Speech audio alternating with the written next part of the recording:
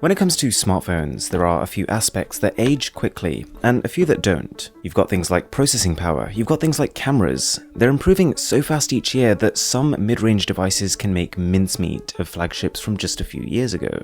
But then you've got materials, the quality of the display, and subtler things like how good the vibration motor is. And it's in these aspects that older flagship smartphones come out on top versus cheaper, newer ones. Those phones may look just as good on a spec sheet, but they'll feel nothing alike when you pick them up.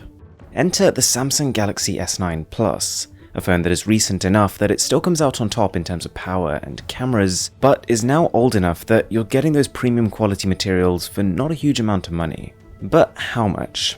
If you're really keen on getting one brand new, you're looking at somewhere between $450 and $500. But things get really interesting when you start looking at the refurbished options. You can get the S9 Plus for about $330, the standard S9 for about $280, and then, if you're willing to accept one in worse condition, as low as $199.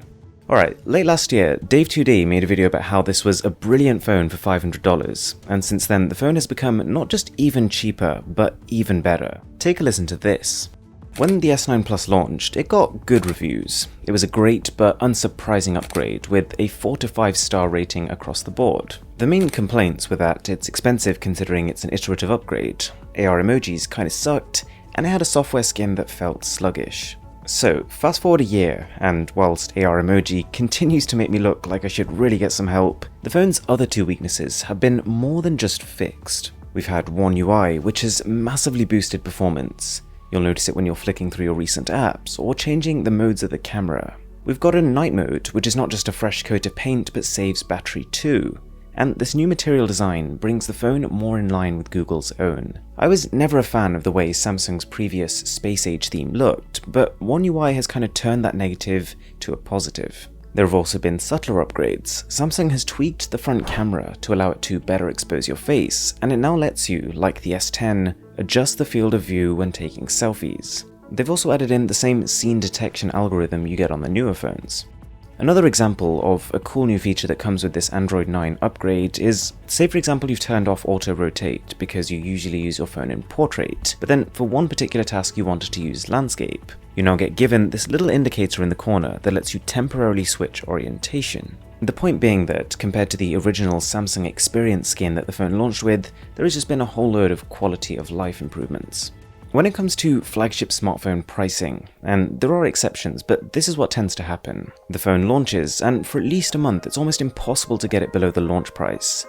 Then a couple of deals and discounts start coming in. You might be able to get 10% off. We see the most significant drops though when new phones come out from the same company, and so the S9 Plus saw one drop when the Note 9 came out, roughly 6 months in, and then another when the S10 came out, in total 1 year later.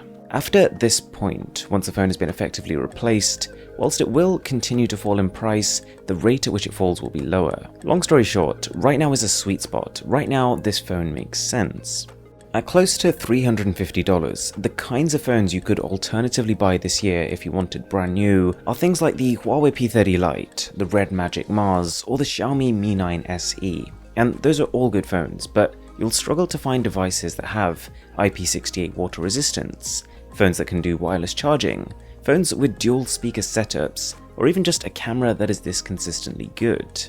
Don't get me wrong, there are reasons why you might want to buy a newer, cheaper phone as opposed to a maybe used flagship, but performance is not one of them.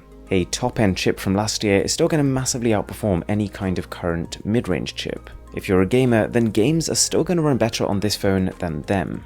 You might have seen my video on the best smartphones of 2019 so far, where I mentioned that this smartphone is a better buy than the Galaxy Note 9. And to clarify, the Note 9 is similar to the S9 Plus but with a noticeably larger battery. It's a better phone all round, but the thing is, I couldn't find one for less than about $500. And so the takeaway is, if you can find an amazing deal on it, then it's worth going for. But from what I've seen, the S9 is consistently better bang for your buck. Right now at least. And yeah, this video shouldn't take away from the appeal of the S10 phones either. They are a massive improvement in not just performance and battery, but design. You pretty much lose the bezels and you get an even better display. But they're expensive, twice the price, and so are really for a different type of consumer. If you can spring for that, I'd recommend it, but if you can't, then I'd pay attention to the Galaxy S9 and S9 Plus. If you enjoyed this video, it'd be massively appreciated if you could subscribe to the channel. My name is Aaron, this is Mr. Who's the Boss, and I'll catch you in the next one.